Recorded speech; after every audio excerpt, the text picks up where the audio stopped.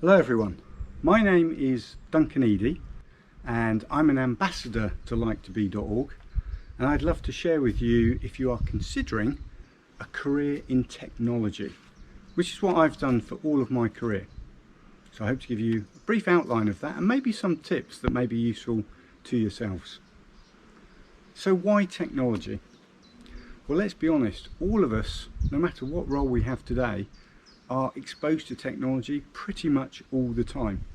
And what that actually means is, if you developed your career in technology, you could work anywhere in the world, almost in any sector.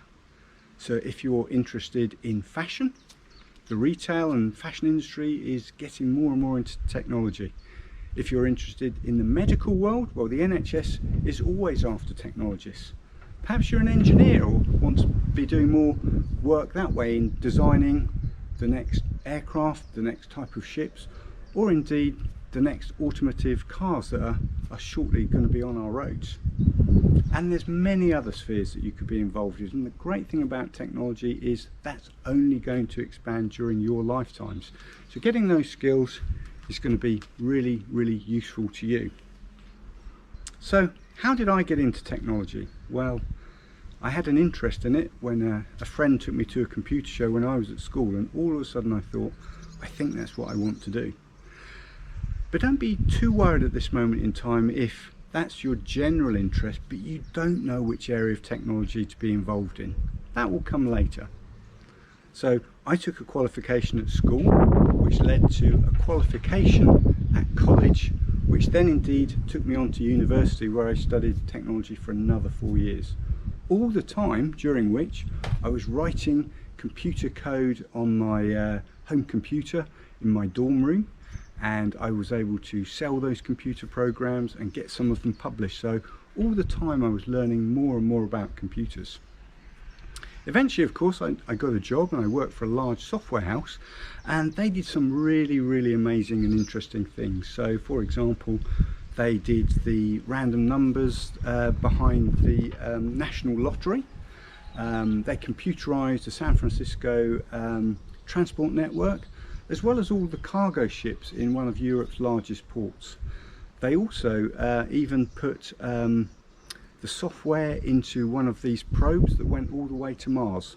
So I was exposed to all sorts of things going on there, and I was lucky enough to write some of the computer code in one of the first mobile phones, and also do some air traffic control work where I was doing involved in plotting how planes would fly into an airport, so air traffic controllers could sort of model that before the real thing.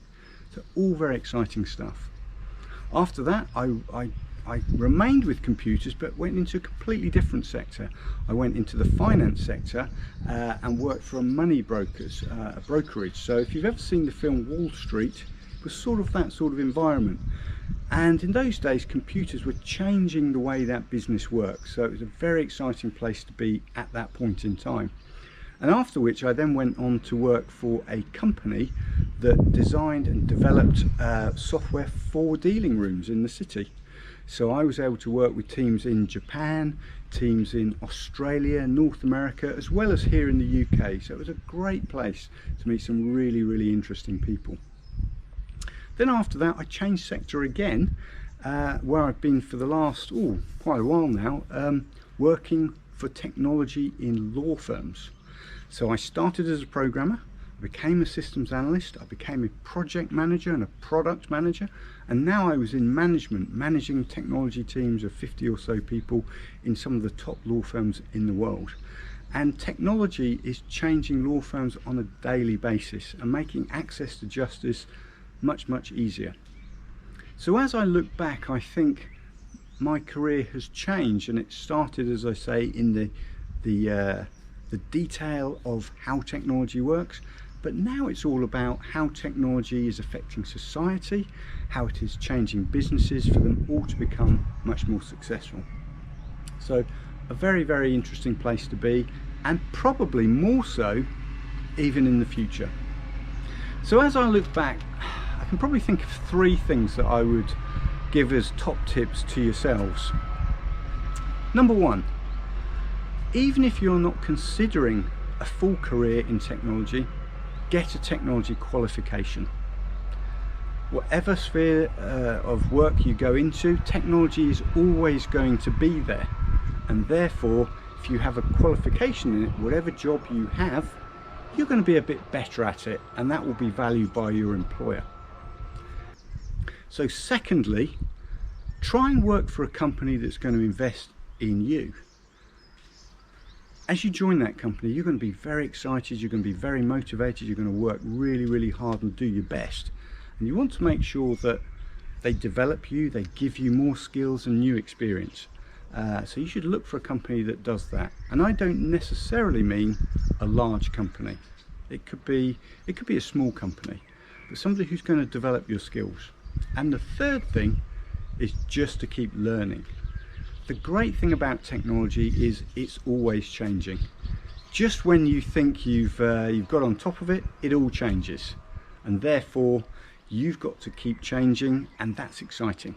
So I've always gone on lots of courses, and as you can see from my career's changed over time, and as we all know, the technology has changed massively in the last few years, and it's going to change massively in the next few years. So always keep learning, invest in yourself. So I hope that's been useful, just to reflect on the journey I've taken to make you think about how you might engage with the technology world. But I wish you the best of luck. So my name is Duncan Eadie, and if you want to drop me a line, I'd be very happy to answer any of your questions. But good luck.